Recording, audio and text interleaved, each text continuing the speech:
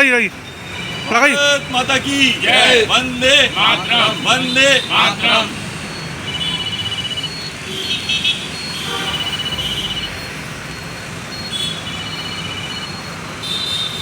अगर क्या कहना चाहते हैं? जैसा कि विदित है, अभी बांग्लादेश में ये घटना हुई, जो हिंदू युवक था दीपू दास, चिंता का विषय तो ये है ही है कि ये घटना घटित हुई, लेकिन उससे भी ज़्यादा चिंता का विषय ये है, दीपू दास जो कपड़ा मिल में काम करता था, उसको इन्होंने बेरहमी से मार के पेड़ से बांध के जिंदा जला दिया। तो इन्हें ना तो आदमी की ना वृक्ष की किसी चीज़ की चिंता है। दूसरा, ना तो वो कपड़ा मिल मालिक ने कुछ प्रतिक्रिया व्यक्त करी, ना वहाँ पुलिस ने प्रतिक्रिया। वहाँ के वीडियोस में दिख रहा है कि पुलिस उनको खुद सौंप रही है ऐसे लोगों को जिन्होंने ने मारा। और प्रधानमंत्री वहाँ के जो यूनुस खान है, वो ये कह रहे हैं कि साहब आप अपनी पहचान बदल दो, अगर सुरक्षित रहना चाहते हो तो। ना तो वहाँ पर जो जिनके वो एम्प्लाई थे तो वो कुछ बोल रहे हैं, ना पुलिस बोल रही है, ना प्रधानमंत्री बोल रहे हैं। तो ये वहाँ पर इस तरीके का, और उससे भी ज़्यादा चिंता का विषय क्या है कि जो हमारे देश में अभी जो मध्य प्रदेश के पूर्व सीएम है दिग्विजय सिंह कह रहे हैं कि साहब ये तो प्रतिक्रिया है, जो भारत में होती है उसकी प्रतिक्रिया है। कितना दुर्भावनापूर्ण, कितना खराब बयान है कि वो हमने यहाँ क्या ऐसी प्रतिक्रिया कर दी कि आप जो ये कह रहे हैं कि ये प्रतिक्रिया का स्वरूप है।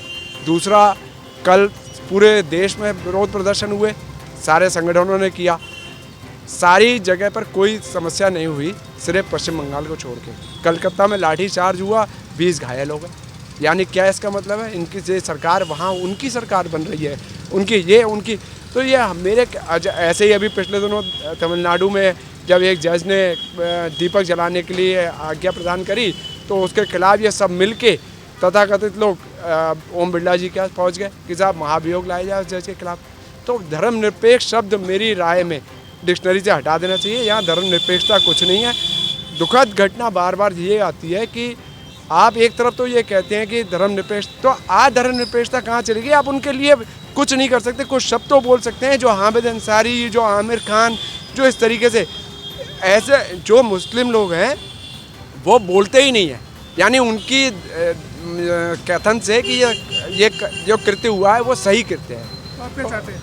हम ये चाहते हैं कि ये जो बाहर के लिए तो सरकार जो कूटनीतिक, राजनीतिक, वैश्विक तरीके से अपने आप निपटेगी सरकार, जो हमारे देशवासी हैं तो हम सबको संगठित होना चाहिए।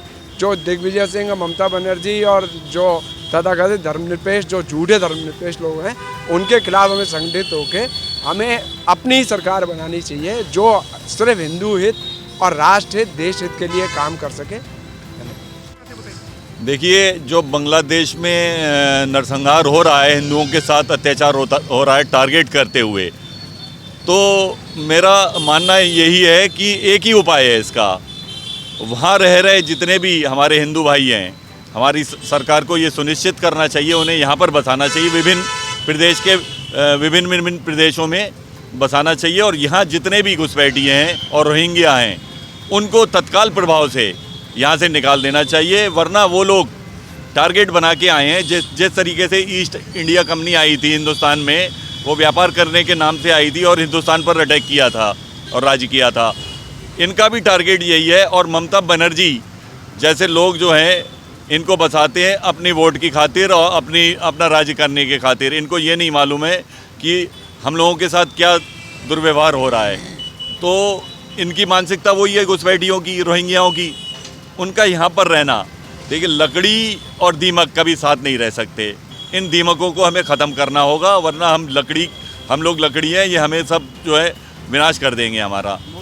तो तत्काल प्रभाव से। और मैं सरकार को निवेदन करना चाहूँगा, अंतर्राष्ट्रीय मानवाधिकार आयोग में भी इस मुद्दे को उठाया जाना चाहिए। आज किसी ज्ञापन देने जा रहे हैं? आज हम डीएम साहब को ज्ञापन देने जा रहे हैं, माननीय प्रधानमंत्री जी एवं मुख्यमंत्री जी। अगर आपकी मांग पूरी नहीं होती तो अगला कदम क्या होगा? देखिए, हम तो शांति प्रिय समाज से बिलोंग करते हैं और शांति प्रिय तरीके से अपनी बातों को सरकार तक पहुंचाने का पूरा प्रयास करेंगे।